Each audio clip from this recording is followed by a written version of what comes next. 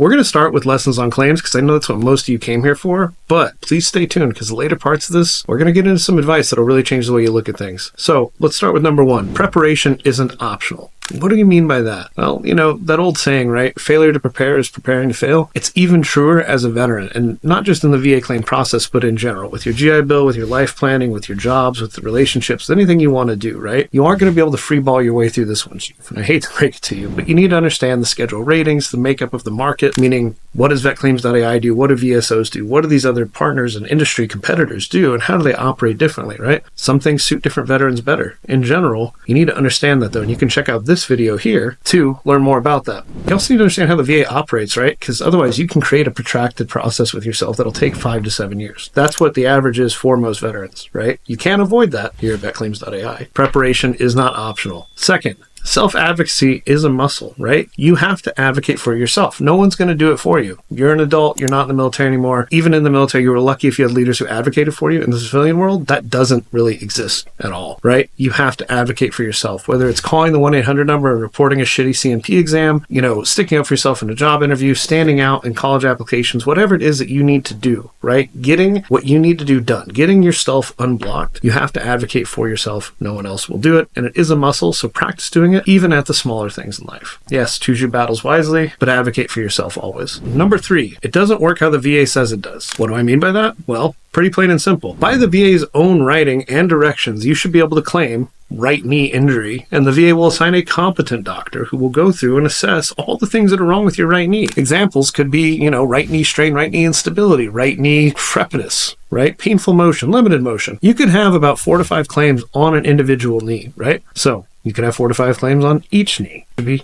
8 total claims. Pretty crazy, right? We'll get into the bilateral factor here in a second. That's not the way it works. If you go to, on your 526 or 995, if you write right knee injury, all that doctor's going to do is assess range of motion. They're not going to look at anything else. They're not going to get imaging.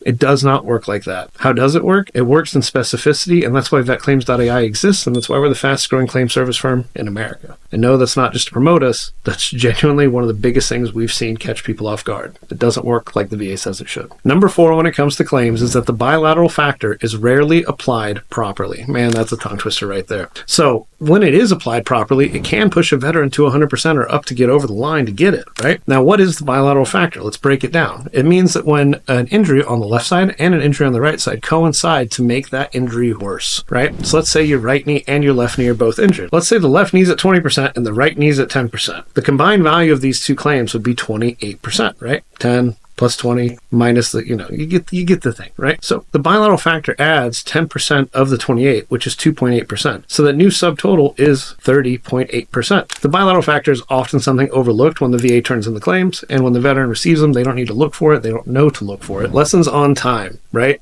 Seeing veterans across the timeline of America's wars has taught me a few things, and a lot of them have just been very introspective, things that have made me pause and think about what I'm doing in my own life, about what I'm doing in my company, about what I'm guiding my team to do, and well, these are what I came to, right? So, number 1, tough guys burn up quicker. No matter how cool you are, age equalizes all, and being a badass doesn't mean shit if you're not taking care of yourself. So, having a super high pain tolerance, being able to walk it off, right? It's all good. It's all good and fun. But you do age, and it does catch up with you, and it's pretty funny. It'll burn you up quicker. The people who try to be tough longer instead of being proactive about advocating for their own care, finding good health care, and no, I don't mean just going to the VA once a year. I mean actually finding good health care with the primary care physician and tracking your stuff, doing blood work, so on and so forth. The people that don't do that, they pay for it later. At a young age, right? I've already seen the younger consequences of this, and I've decided, man, I'm not pushing through shit like that anymore. I'm going to get my stuff checked. We're going to get in a rhythm here, a cadence, and we're going to be adults about it because I got too much to live for. So we need to make this one count. Number 2, a lot of vets avoid doing the work until it's too late, right? And we all know this, and you might be watching this. I haven't got my rating up. I know I should get my rating up, or I haven't gotten a rating at all. I haven't gone to the doctor, whatever it may be. A lot of vets don't do the work until it's too late, right? When faced with a decision, you should ask, what will the me 6 months from now be grateful for? What will the version of me a year from now be grateful for, right? And that's how you should make that decision. If it's doing drugs, if it's going to a party, if it's going to school, if it's getting a better job, becoming more valuable, working on yourself after you work on your job, right? Every day, building up those disciplines. You got to ask yourself, whenever those temptations to distract you away from your next mission or things in general come up, what is the you 6 months from now going to be grateful that you did, right? And if you can answer the question that way, well, there's your decision. It's not always easy and it's not always fun, but if more vets did it, we'd be in a lot better positions. One of my biggest ones, and God, I'm a victim of this myself, victim to myself of it. We all do it to ourselves. Man, what I wrote down for this rule is in 5 years, it'll be 5 years regardless. And to make that make sense, I remember when I was in nursing school and I was getting really good grades and I had professors telling me you could go to med school, man. You don't have to stop with this. Why don't you go pre-med, do this, blah, blah, blah. I was like, I'd be in my 30s before I finished med school. And what's funny? I have friends who are in the 30s.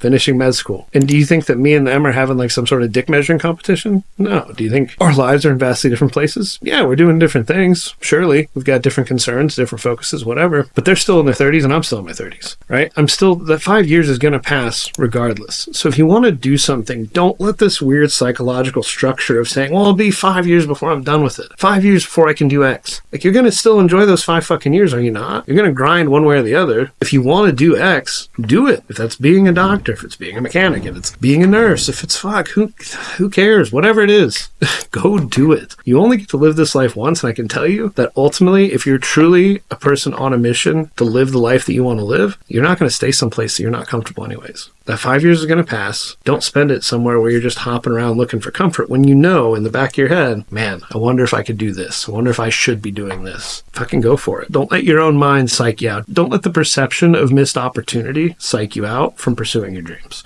So to sum it up, maybe in 5 years, it'll be 5 years regardless is a good way to put that. Number 4, the most fulfilled and stoked people took massive risks. They dealt with isolation, they dealt with not fitting in, and they pursued what they cared about to all ends. And I can't on this one. This is from me personally, and anybody who's done anything worth writing about, worth talking about, worth knowing about, it's because they pursued what they cared about, right? They pursued their next mission, and they did take massive risks in order to do so. Nothing worth having comes easily or without massive vulnerability, whether it be mental, emotional, physical, all the above. You think about all the cool things in the military. You want to go be SF? What does that take? It takes massive vulnerability, right? You're exposing yourself. You're going to a pipeline where ultimately they could say you're not good enough. You could physically get injured. In fact, it's probable that you do. It's all vulnerability. Everything you want to do in this world, whether it's making money or getting a tab or driving a fancy car, it's all going to take risks to get you there. And the sooner you accept that, the better. It doesn't mean be crazy and take stupid risks, but it means do not be scared of failing when it is in pursuit of something that you love. Failure is nothing but tuition,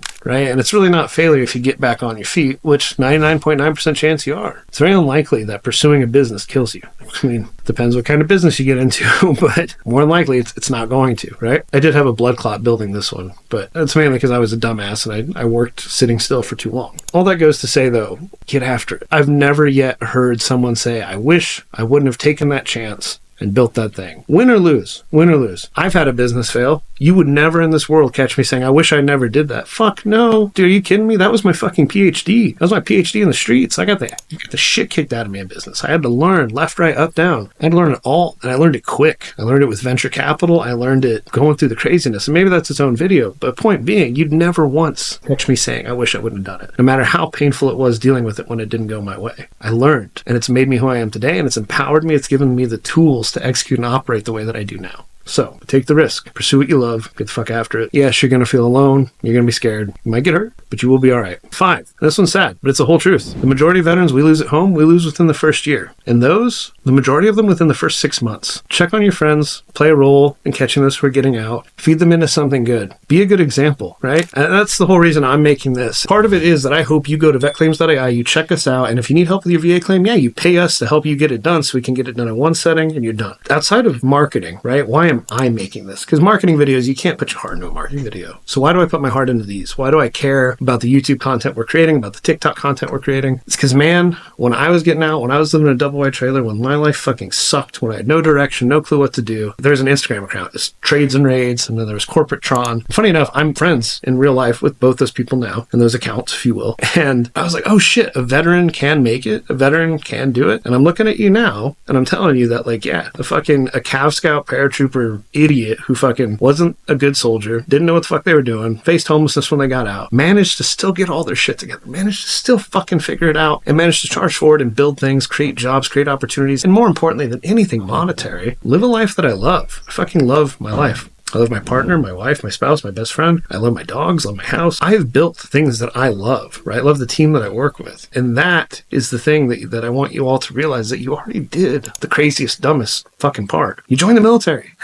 You fucking did. In the world's most war-going nation, you joined the military. And if you're watching this, you've probably made it out. That, to me, you already got the resilience. You already know how to deal with stupidity. You already know how to just suck it the fuck up and truck on. You know how to deal with the pain and move and stay focused on your mission, right? So what the fuck are you doing? What the fuck are you doing? Be an example. Look at me. You can do it. If I can do it, you can certainly do it, right? The thing is, you got to not be scared to fail. You got to move forward. You got to get on with it. I'm not trying to be on my high horse here, but I give all the shits. I try to reply to as many of these comments as possible. I try to be as involved as I can be. Veterans need to see examples of the fact that hey, this was a stepping stone, and that was the hard part. Now you just got to apply that discipline and go fucking kill, right? Set your sights and go kill. That's the next piece of the pie. We lose veterans in the first 6 months, most often. So in the first 6 months, reach out, right? Try to catch those who are getting out. If you see someone in comments talking about it, throw them a resource, comment something positive. We all know TAPS doesn't do a good enough job. That's something we're going to work on here. But all that being said, there's your lessons on it. Finally, lessons on life. This is a big one, and I hope for those of you who did stay, this is probably the most powerful thing I or anybody else will tell you, and I need you to chew on it. Your narrative is your truth. What does that mean? It means that the story you tell yourself about yourself is your truth. That's fucking hard, because I want you to think about the story you tell yourself about yourself. Maybe it's not the nicest story. Maybe you don't give yourself enough credit. Maybe you don't give yourself any. Maybe you blame yourself for things. If you do, I relate. I was there, very much there. I still struggle with that to this day. I think that's what's led me to be a good CEO, is I take extreme ownership of as much as I can. Whether it's my fault at all. I run the organization, so if something slips, that's on me. I obviously didn't do a good enough job preparing X, Y, or Z. Some resource in this capacity, right? Your narrative is your truth. So are you a victim? Are you a person who got fucked by the military, fucked by the VA, shit on by your job, shit on by your ex-wife, whatever it is, right? Is that you? Is that I can't catch a fucking break? Is that fucking you? Is that the story you tell yourself? Because if it is, you have to fucking kick that in the groin. We're going to fucking be neutral here. Kick it in the groin. Effectively and quickly as possible. It'll end you.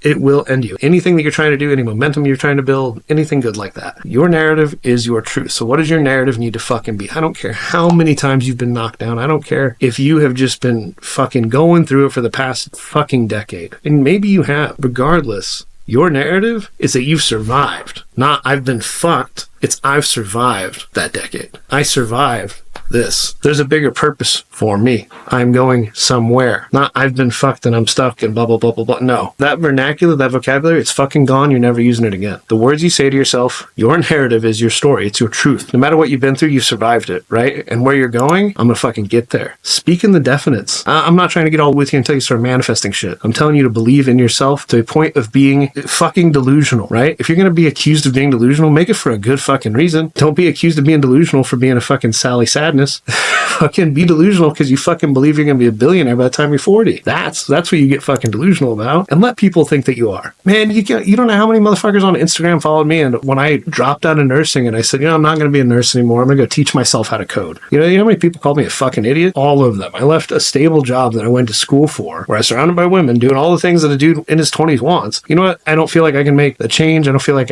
whatever, right? Wasn't feeling it. I'm gonna go teach myself how to code. Everybody called me an idiot. When I left a $180,000 a year engineering job to start my own company, and no less a company that helped blind people get jobs. Yeah, people called me an idiot.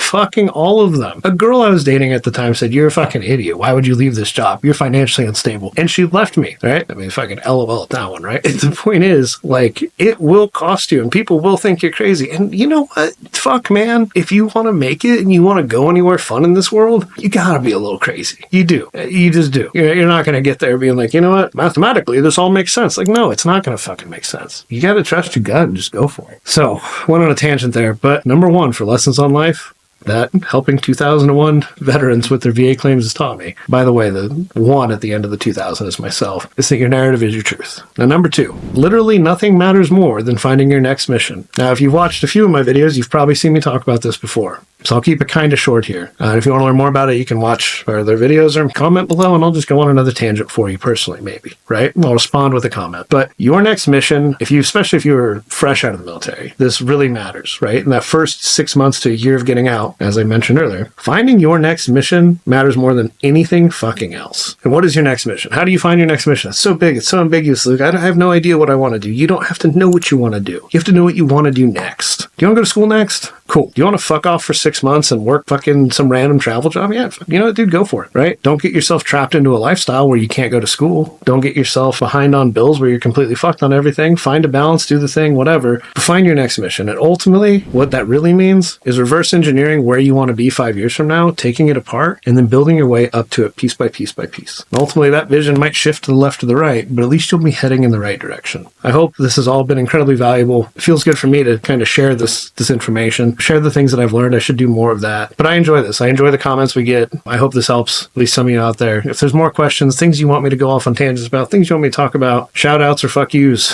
throw them in the comments below. Please like and subscribe and share this with another veteran who will help them. And as always, to get the rating that you deserve, go to Vetclaims.ai. Appreciate y'all.